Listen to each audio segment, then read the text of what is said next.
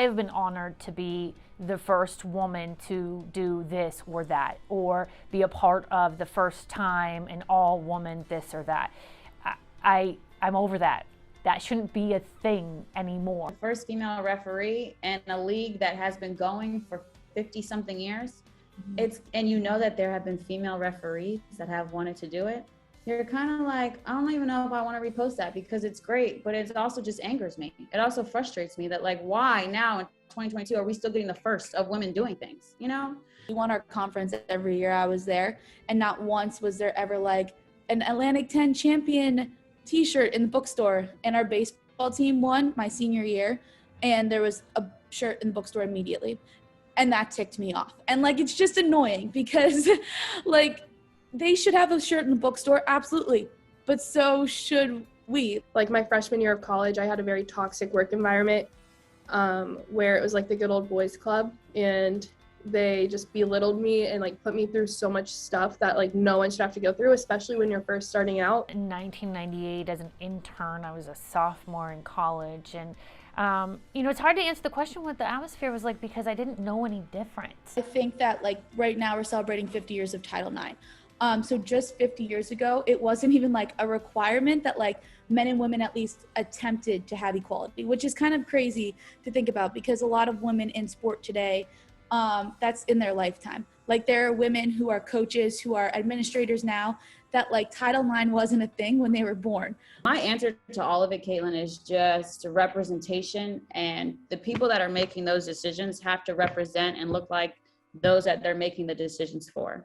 And I think it's just as simple as that. When we would go back to last year's March Madness and we talk about the weight room, right? And the differences in the weight rooms. The only thing that I thought immediately was there could not have been a former women's college basketball player in the room who made the decision about what the weight rooms look like for the women's side and for the men's side. Do like what that Oregon women's basketball player did. Like call it for what it is. Like we need to call out the discrepancies, the inequalities.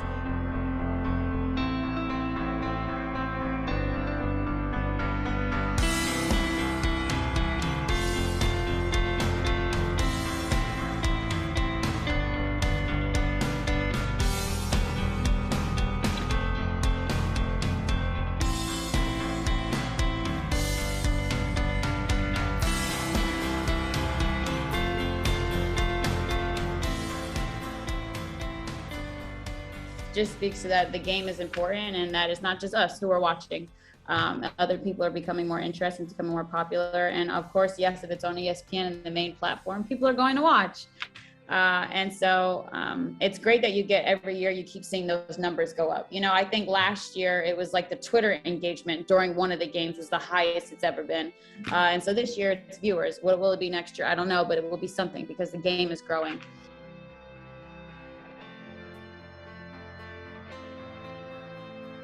I think it's really important as a member of the media to recognize those marginalized sports and those women's sports that maybe don't get enough coverage, because I was once that student athlete who sat there and watched as maybe other male counterparts got more coverage or got more gear. Because there's no way that she would have allowed it to look like that and thought that that was okay.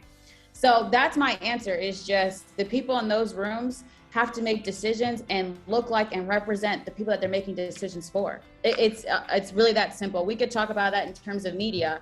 I make sure that I have a lot of women's stories, especially women's sports that maybe don't get quite as much coverage just because they're not like one of the popular sports that America celebrates. Regardless of what it is, just interviewing more women and having a more diverse staff is going to be ultimately like what fixes it. And I think that it's important that this is a conversation we all have, not only about men and women in this industry, but about diversity, and that we all understand that we're a part of the solution. We should be a reflection of our viewers, and we should be a reflection of our fans. We should be a reflection of the athletes that we report on. And as we see that happening, we should all be proud of those improvements that we're making together.